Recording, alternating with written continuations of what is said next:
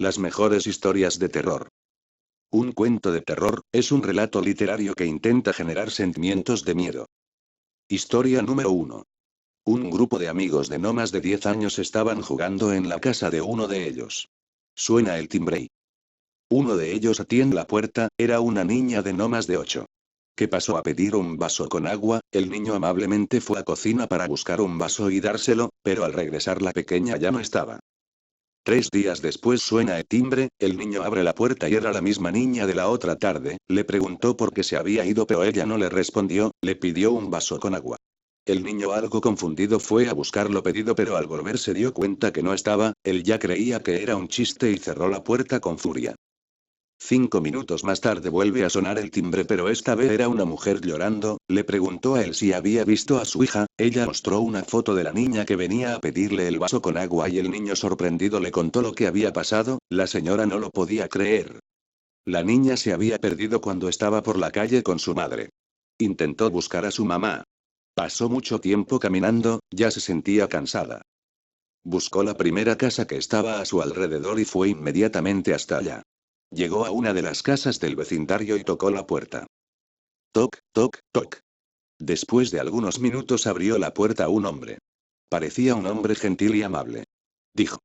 Sí, princesa. ¿Qué es lo que buscas? La niña le pidió que por favor le regalara un vaso con agua. El señor le dijo que la notaba un poco cansada y que necesitaba comer algo. Le invitó a pasar. Ella vio que el hombre era muy amable y dijo. Sí, gracias señor. Al pasar, el hombre cerró la puerta abruptamente, a lo que la niña entró en pánico. La expresión del hombre cambió de repente, empezó a gritar como psicópata. Sus ojos, sus gestos, eran maquiavélicos. El hombre cogió a la niña y la llevó al sótano. Agarró un martillo, solo bastaron 3 golpes para que la niña ya no molestara más. Una semana después la policía llegó al lugar, encontraron el cadáver del hombre tendido en el piso, lo encontraron con vidrio molido en los ojos y boca, la cabeza estaba prácticamente partida en dos, y a su lado el mismo martillo con el que había asesinado a la niña. Pero nunca encontraron el cuerpo de la pequeña. Hay quienes dicen que la niña aún ambula pidiendo un vaso con agua. Si alguna vez una pequeña te pide un vaso con agua, no le hagas el favor. O será la última cosa que harás. Historia número 2, era noche de Halloween y había que celebrar, así que un grupo de jóvenes estudiantes decidieron reunirse en casa de uno de ellos, pues sus padres no estaban y era el lugar perfecto para una fiesta privada. La noche llegó y era hora de los juegos. Siendo una fecha especial, uno de los adolescentes sacó una tabla de Ouija. En esa casa estaban Claire, April, Curtis, Dominic y Anouk, quienes se juntaron en círculo para iniciar el juego, cuando alguien insinuó que se necesitaba una especie de medium que se encargara de dirigir el tablero y todos eligieron a April, la chica más tímida, conservadora y miedosa del grupo. Ella, para probarse, aceptó y empezó la noche con de los espíritus, pues se conectaron con uno que decía llamarse Ruth. Era una chica de 16 años que había muerto asesinada y que les decía que era de la misma ciudad que ellos. El juego parecía inocente y luego de una larga sesión de preguntas y respuestas, decidieron que era momento de hacer otra cosa. Posteriormente, April subió al baño sola y pudo mirar cómo una sombra se acercaba a ella, en eso escuchó un grito y vio cómo Curtis, el dueño de la casa, caía frente a ella con un cuchillo clavado en el cuello. Cuando bajó gritando y llorando, se dio cuenta de que sus amigos habían sido asesinados de manera brutal. Trató de salir corriendo, pero los nervios la traicionaron y cayó desmayada. Poco después, la policía, alertada por los vecinos, llegó y encontró a la joven bañada en sangre. ¿Qué pasó? Un video en la casa de Curtis reveló todo. April mató fríamente a sus compañeros y fue encarcelada por homicidio, pero siempre lo negó. La gente dice que no fue April, sino Ruth, quien entró en el cuerpo de la joven para acabar con todos por simple gusto.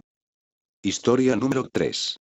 Mi madre jura que esto que os voy a contar es cierto. Mi tatarabuela, venía arrastrando durante algún tiempo una horrible enfermedad que finalmente, y a pesar de su fortaleza, le logró arrebatar la vida después de un intenso coma de varios días. Mi tatarabuelo, se sintió vacío, ni sus creencias lograron mantenerle firme en sus convicciones. Después de 50 años de matrimonio, su verdadero amor le había sido arrebatado. Aquella mujer que miró una vez pareciendo que se conocieran desde siempre se había ido para siempre. Con solo mirarse a los ojos era suficiente para saber qué pasaba por la cabeza del otro. Después de que el médico pronunciara la palabra muerta, mi tatarabuelo insistía una y otra vez que no lo era. Tuvieron que apartarlo del cuerpo de su esposa para iniciar los preparativos de su entierro. Aquellos días fueron especialmente duros para la familia, especialmente para mi tatarabuelo, tuvieron que retrasar los preparativos hasta tener un lugar donde dar descanso al cuerpo en el cementerio, y mientras, para interrumpir la descomposición del cadáver tuvieron que drenar los fluidos corporales y así mantener el cuerpo materialmente fresco. Durante este desagradable proceso mi tatarabuelo protestó tan ferozmente que tuvieron que sedarlo y acostarlo en cama. Ese mismo día enterraron a su esposa. Aquella noche se despertó de una horrible pesadilla, la escalofriante visión en la que aparecía su mujer, histérica, tratando de salir del ataúd lo levantó de la cama. Llamó inmediatamente al médico y le pidió que el cuerpo de su esposa fuera exhumado inmediatamente. El médico se negó. Esta pesadilla perseguía noche tras noche a mi tatarabuelo, durante una semana sufría la misma visión. Por fin, y después de muchos ruegos, el médico cedió y juntamente con las autoridades locales exhumaron el cuerpo. Al abrir el ataúd, el horror se apoderó de todos los allí presentes. Los dedos de las manos de mi tatarabuela ya no tenían uñas, se las había arrancado intentando salir de la caja, en el interior de la tapa podían verse las marcas de los arañazos. Entonces creyeron a mi tatarabuelo. Pero ya era demasiado tarde, el amor de su vida había muerto asfixiada. Mi tatarabuelo no se lo pudo perdonar y se suicidó junto a la tumba de mi tatarabuela. Historia número 4. Era su primera noche en el hospital. El bebé dormía en la cuna junto a ella. Había sido un parto difícil, aunque al final todo salió bien. La trasladaron a la sala de maternidad y allí le enseñaron a dar el pecho. Términos que eran totalmente nuevos para ella, como meconio o calostro, se le hicieron habituales en cuestión de minutos. Y a eso de las 10 de la noche, luego de llorar durante casi todo el día, el bebé se durmió. Ahora descanse, porque mañana será peor, le sonrió la enfermera. Apagó la luz y se fue. Luisa quedó pensando en la oscuridad, meciendo de vez en cuando la cuna. Pensaba en el padre ausente, y en cómo diablos haría para arreglársela sola con el bebé. Porque el padre, apenas un chico que acababa de terminar la secundaria, al igual que ella, no tenía intenciones de volver. Mañana será otro día, pensó la joven madre, cerrando los ojos. Se despertó en mitad de la noche, sobresaltada. Había un ruido del otro lado de la puerta. Un ruido como si alguien en el pasillo caminara y jadeara como un perro. Las pisadas iban y venían, iban y venían. ¿Y ese jadeo? ¿Realmente era un jadeo? Era como una respiración agitada y superficial. El niño a su lado se removió inquieto, y la madre lo meció hasta calmarlo. Tomó el teléfono y discó el número de enfermería. ¿Sí? Respondió una voz adormilada del lado. Hola, soy Luisa Machado, de la sala 122, susurró la chica, para no despertar al bebé. Hay un ruido del otro lado de la puerta, no me deja dormir. ¿Un ruido? Pareció despabilarse la enfermera, un ruido como que... Parece que alguien camina. Va y viene por el pasillo. Y respira de una forma rara. Como un jadeo. Oh, Dios, dijo la enfermera a través del teléfono. Se escuchó un clic y al cabo de unos segundos una nueva voz, esta vez más autoritaria, habló con evidente urgencia. Señora Machado. Sí, estoy aquí, ¿qué? Soy la jefa de enfermería. No salga de la habitación. Por lo que más quiera, no salga. ¿Me quiere decir qué es lo que está pasando? Alzó un poco la voz Luisa, ahora asustada. ¿Tiene a su bebé ahí? Está aquí conmigo, claro. Abrácelo. Abrácelo con todas sus fuerzas. Es una broma. No es una broma. Hay algo peligroso ahí afuera. Pensamos que no volvería, pero nos equivocamos. ¿Algo peligroso? Luisa se incorró de la cama y miró hacia la puerta. Entonces llame a la policía. Y vengan. Ayúdenme. No podemos, dijo la enfermera. Nosotras también corremos peligro. ¿Quién es, por Dios? Es. La puerta de repente comenzó a sacudirse. Parecía que alguien, con una fuerza sobrehumana, la golpeaba sin cesar.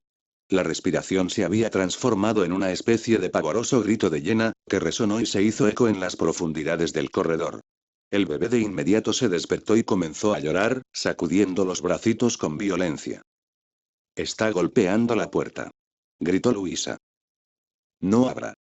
Le dijo la aterrorizada enfermera a través del teléfono, no abra y abrace a su bebé. Abrácelo antes de que lo lleve. Luisa no dudó un instante. Ni siquiera pensó en las escalofriantes palabras de la enfermera. Se puso el bebé en el pecho y enseguida la puerta se abrió con un golpazo. Una mujer, vestida de enfermera, entró arrastrándose como una serpiente. El uniforme estaba por completo manchado de rojo, la sangre goteaba y manchaba los mosaicos encerrados. Tenía el cuerpo doblado y caminaba apoyada en sus brazos, porque no tenía piernas. Miró hacia uno y otro lado y luego comenzó a trepar por la cuna del bebé. Sus ojos eran ciegos y una lengua bífida asomaba entre sus labios. Luisa se paró sobre la cama, con el niño en brazos, y saltó por encima de la cosa. La enfermera de inmediato se dio vuelta y trató de agarrarla en el aire, pero falló por muy poco. Luisa salió corriendo de la habitación. Miró hacia atrás. La aparición iba tras ella, arrastrando el cuerpo por el pasillo. Sus brazos eran esqueléticos y largos y parecían las patas de una araña. Luisa llegó al final del pasillo, y aún abrazando al bebé, abandonó el hospital. Caminó unas cuadras y luego se sentó en una parada de colectivo, meciendo al niño. No sabía dónde ir. La noche era fría y la chica envolvió al bebé con una manta para protegerlo. Al rato, su celular comenzó a llamar. Luisa. Era la voz de la enfermera, que parecía muy preocupada. ¿Dónde rayos metió, Luisa? ¿El bebé está bien? Abandoné el hospital. No me van a obligar a volver con esa cosa dando vueltas por ahí, sollozó la chica. ¿Me quiere decir qué diablos era eso? No lo sabemos, explicó la enfermera, luego de una pausa. El hospital es antiguo, y cuando nosotras llegamos, ella ya estaba aquí. Pensábamos que era una leyenda, hasta que un día, hace 10 años, la vimos. 5 niños murieron esa noche, y uno desapareció. ¿Es un fantasma? Es algo peor. Los fantasmas son solo visiones. Esto es algo demoníaco. Escuche, Luisa. No pienso regresar ahí, si es lo que se propone, dijo la chica, titiritando de frío. En ese momento pasó un autobús, casi vacío, aunque Luisa no hizo esfuerzo alguno en detenerlo. ¿Para qué? El viaje tarde o temprano terminaría. Escuche, Luisa, porque esto es muy importante, insistió la enfermera. Debe cuidar de su bebé las 24 horas del día, porque en cuanto se descuide esa cosa regresará y se lo llevará. Cuando elige un bebé, no descansa hasta obtenerlo. Así ha ocurrido siempre. De nada servirá huir, ella la seguirá a donde quiera que vaya. ¿Tiene alguien que cuide del bebé, además de usted? Yo, dijo Luisa, recordando al padre lejano, y a sus propios padres muertos hacía tiempo. Sabía que estaba sola en el mundo. Tampoco tenía dinero para pagar una niñera. Lo cuidé yo misma. No dormiré nunca. Eso es imposible, Luisa. Tarde o temprano tendré que hacerlo. Y entonces. No dormiré nunca, repitió la mujer, con decisión. Luisa, que Dios la bendiga, Luisa. A usted y al bebé. Ojalá pudiéramos ayudarla. La chica cortó. Miró a su bebé, dormido bajo la mantita de lana, y acarició su mejilla sonrosada y tibia. No dormiré nunca, Santi, le prometió al chico, y unas lágrimas calientes triplicaron su visión y le corrieron mejilla abajo. Nunca. Te protegeré. Lo juro por Dios. Dice la leyenda que Luisa por un descuido se quedó dormida por unos minutos. La enfermera macabra apareció, se deslizaba para alcanzar la cuna del bebé, cuando Luisa inmediatamente se levantó e intentó salvar a su hijo. Corrió a la cuna pero la enfermera la tumbó de un golpe. En el piso la enfermera apretó la cabeza de Luisa y la hizo reventar como un globo. Ese fue el final de aquella mujer que solamente quiso proteger a su hijo de las garras de la muerte, pero falló. Nadie sabe lo que pasó con el bebé. Historia número 5. Dicen por ahí que el diablo se enteró que en la tierra había un hombre con el alma negra y decidió que era tiempo de conocerlo, así que se puso el traje de un humano y lo fue a encontrar. Para comprobar los rumores que giraban alrededor del hombre, el diablo se hizo pasar por su amigo hasta que le confesó su verdadera identidad. Le dijo que se lo llevaría a pagar por sus pecados. Ante la sorpresa, Jack le pidió que como último deseo le concediera más tragos. Él aceptó. Llegó la hora de irse y había que pagar, pero ninguno de los dos tenía efectivo, así que Jack retó al diablo para convertirse en moneda y pagar lo que habían consumido. Lo hizo, pero Jack no pagó con él, lo puso en su bolsillo al lado de un crucifijo que cargaba y le advirtió que no lo sacaría a menos de que lo dejara de molestar por un año más. El tiempo pasó y Satanás regresó, pero Jack de nuevo le pidió su última voluntad: conseguir una manzana situada en lo alto de un árbol como última cena. Él aceptó y cuando subió al árbol, Jack talló en él una cruz y para dejarlo bajar le pidió que no lo molestara por 10 años más. Lucifer cumplió, pero ese hombre murió esperándolo, y cuando llegó al cielo no lo dejaron entrar y su segunda opción era el infierno, pero ahí tampoco lo dejaban pasar por el trato que tenía con el dueño de esos lugares.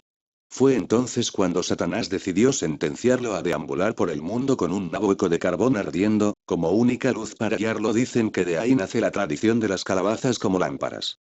Se trataba de Jack O'Lantern, dice la leyenda que confirma que en la noche de brujas anda por las calles pidiendo truco o trato. Todos sugieren que aceptes el trato, sin importar lo que sea, porque el truco sería aceptar una maldición.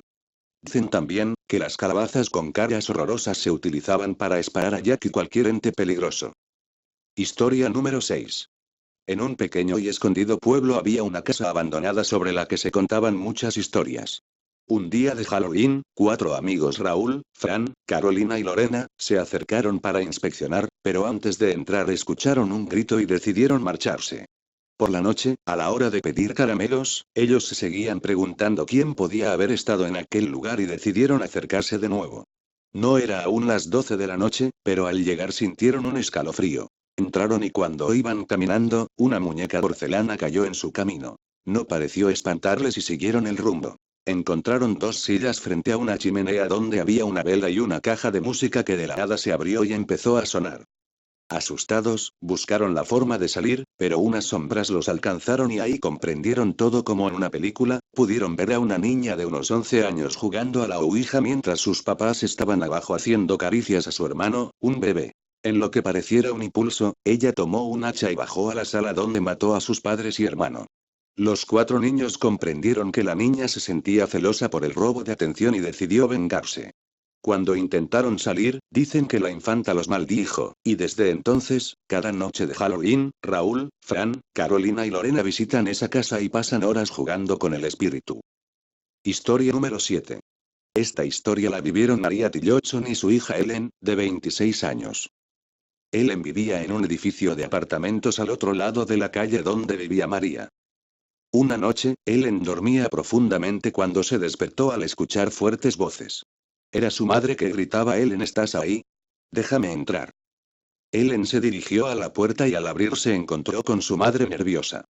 María quería saber por qué Ellen había llamado a su puerta unos minutos antes. Ellen miró a su madre estupefacta. Ella no había salido, no había ido a casa de su madre, no había llamado a su puerta. Es más, se había acostado a las 11 de la noche y no despertó a ese momento.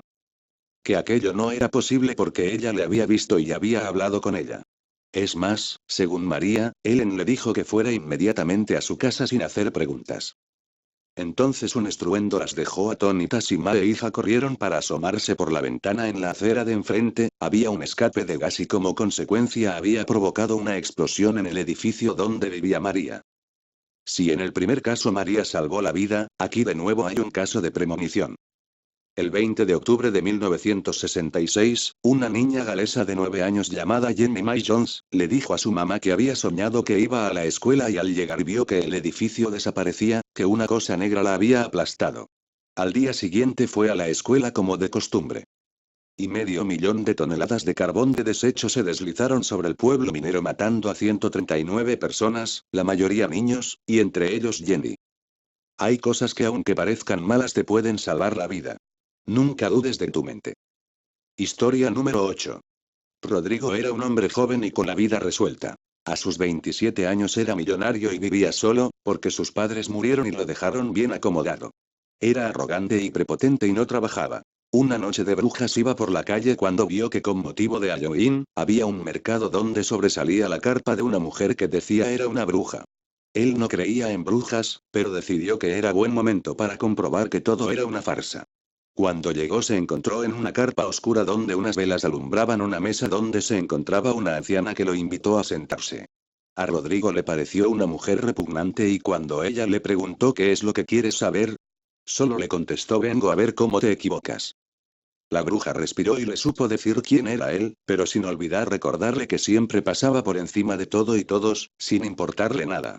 Y sin decirle que nadie se burlaba de ella, por lo que al día siguiente viviría el Día de Muertos en carne propia.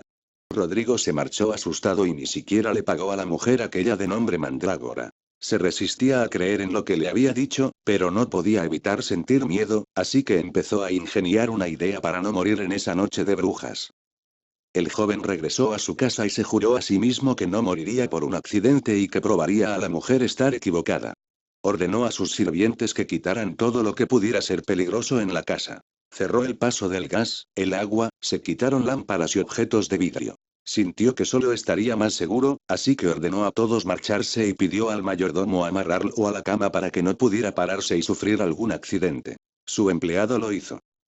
Llegada la noche y pensando en que ya había salvado su vida, pues solo faltaba un minuto para que la noche del 31 de octubre terminara, Rodrigo fue testigo de cómo del enchufe de la pared salían grandes chispas, había olvidado cortar la luz. Desesperado pedía ayuda, pero no podía desatarse, el fuego se acercaba y él solo lograba escuchar la risa burlona de una mujer que parecía venir desde el mismo infierno. Historia número 9. Una joven adolescente vivía con su madre y su medio hermano en un pequeño pueblo. Llegaron ahí porque su madre padecía de pánico y cada que veía mucha gente tenía un ataque de ansiedad. A ella no le iba tan mal, pues ya había hecho amigos en la escuela. Llegó la noche y por votación decidieron que el festejo fuera en casa de la chica. Con dudas, ella aceptó. En la fiesta, decidieron jugar a Ouija y todo parecía salir bien, porque inmediatamente contactaron a un espíritu que les hablaba. Estaban atentos al juego cuando se escucharon gritos en la parte de arriba de la casa. La adolescente no sabía qué era lo que estaba sucediendo, porque nunca antes habían pasado cosas sobrenaturales en su hogar, así que trató de mantener la calma y la de sus compañeros también, aunque ellos empezaron a desesperarse. Después de unos minutos, cuando todo parecía calmarse, uno de los amigos comenzó a hablar en un extraño idioma que nadie entendía, así que el pánico inició de nuevo. En ese momento la ouija comenzó a moverse por sí misma y formó la frase "fue un gran error".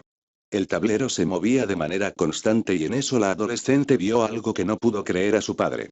Se dio cuenta que él era quien estaba asustando a la gente. Subió a buscar a su madre, pero la encontró muerta y a su hermano, también.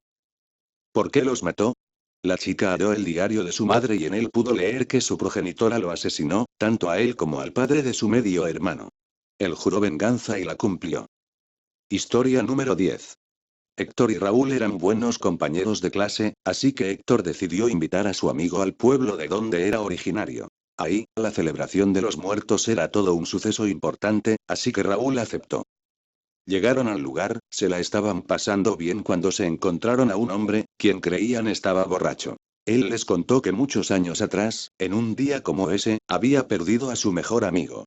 Lo habían encontrado muerto y con una calabaza en la cabeza.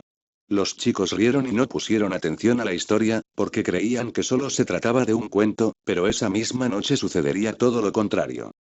Héctor y Raúl paseaban con Mariana, la hermana de Héctor, quien se estaba llevando de maravilla con el amigo de su hermano. Estaban en el centro del pueblo, donde se reunían la mayoría de las personas. En el camino, Raúl había visto a un hombre en el bosque todo lleno de sangre, pero se imaginó que era alguien con un disfraz. Más tarde, Héctor dijo que se sentía cansado y regresaría a casa. Nunca más lo volvieron a ver. Raúl y Mariana, junto con los padres de ella, buscaron incansablemente a Héctor, pero nunca lo pudieron encontrar, solo hallaron sangre, papeles con señales extrañas y lo que parecían los restos de una calabaza, en el bosque. ¿Qué pasó? Aún sigue siendo un misterio. Última historia. Una pequeña llamada Raquel salió de la escuela y se dirigió a su casa, pero esta vez tomó una ruta nueva. En el camino se encontró con una niña que lloraba y se acercó para ver qué pasaba. La niña le señaló una casa y le explicó que su gato se había metido ahí y que tenía miedo de irlo a buscar. Raquel, inmediatamente, decidió ayudar a la menor y se dirigió a la casa. Cuando llegó se encontró con la puerta abierta y el inmueble solo. Así que decidió entrar y miró al gato huir por las escaleras. Lo siguió y cuando creía que lo atraparía este se metió a un cuarto. Raquel lo siguió y se encontró en la habitación de una niña. Había paredes forradas de color rosa y muchas muñecas que parecían mirarla. Raquel no se sorprendió ni al ver que esa habitación parecía en perfecto estado cuando toda la casa lucía deteriorada. Acto seguido, se topó con la foto de la niña que le había pedido ayuda. En la imagen parecía estar con su padre. Raquel se asustó, por lo que decidió salir corriendo sin el gato. Sin más ni más, la niña del bosque se apareció en la habitación, estaba ensangrentada y gritaba: ellos me mataron y lo harán contigo. Raquel salió huyendo, pero al día siguiente fue hallada muerta de la misma manera que aquella infanta. Dicen que aún sigue pidiendo que le devuelvan a su gato. El terror, por su parte, es el sentimiento más intenso de miedo, donde el individuo ya no puede pensar de forma racional. El terror puede generar sudoración fría, la parálisis de los músculos y hasta la muerte por paro cardíaco. Mi nombre es David Castañeda y les agradezco por visitar mi canal. No olvides suscribirte. Gracias.